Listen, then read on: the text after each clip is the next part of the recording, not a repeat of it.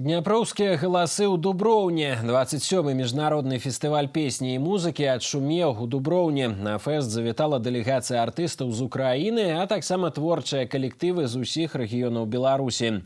Насычаная праграма, конкурсы, народныя гулянні. Чым здзіўлялі дубровінцы у матэрыяле Юліі Устінавай.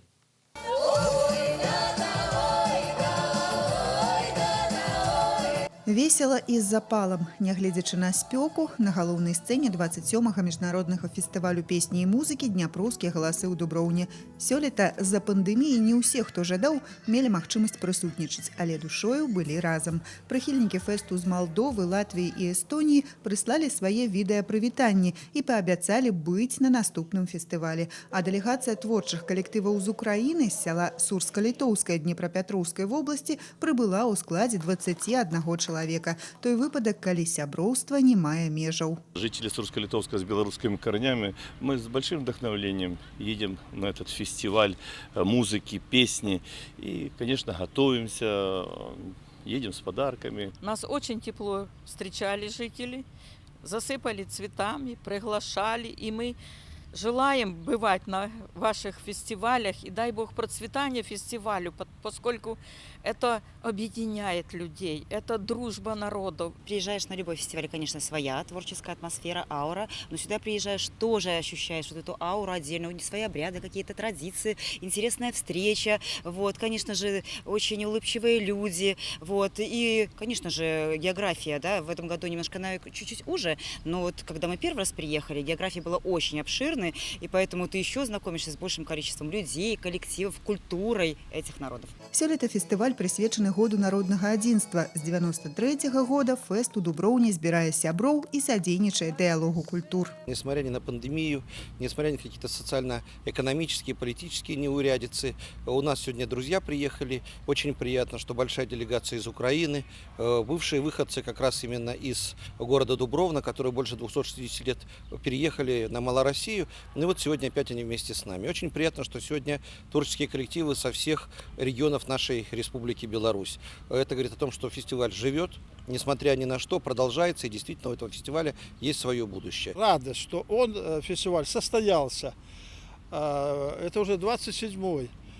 Он проводится с 93-го года как праздник города. Тогда мы отметили 600-летие. Добрая традыцыя фестывалю – абмен караваямі, як сімвал дабрабыту і павагі. І ўжо шмат гадоў калектывы-удзельнікі прывозяць маленькія дываны са сваёй радзімы, з якіх робяць вялікі фестывальны дыван сяброўства. Стракатая і разнастайная і праграма дняпроўскіх галасоў. Тут побач і народная творчасць, і духавая музыка. Каждый раз фестиваль преподносит какой-то сюрприз. Вот последний раз мы когда были гости с Индии. Ну, это вообще, где Беларусь, а где Индия. Было очень приятно. Для нас фестиваль это наша жизнь. Мы приехали сюда просто дарить наше творчество. И да, жара, но мы все жаркие люди, которые действительно и дарят свою энергетику, и просто радуемся таким же людям, как и мы. У фестывальныя дні горад ператвараецца ў суцэльную святочную пляцоўку. Сёлета ў Дуброўні ладзілі пленэр майстроў традыцыйнай гліняной цацкі. Дарэчы, сімвал фестывалю салавей. Фігуркай птушкі ўзнагароджваюць лаўрэатаў фестывалю. А гліняныя фігуркі свістулькі, якія дарэчаны былі статус гісторыкаў культурнай каштоўнасці, можна набыць у майстроў. Мой прадед был печник, занимался гончарством, лепил эти свистки.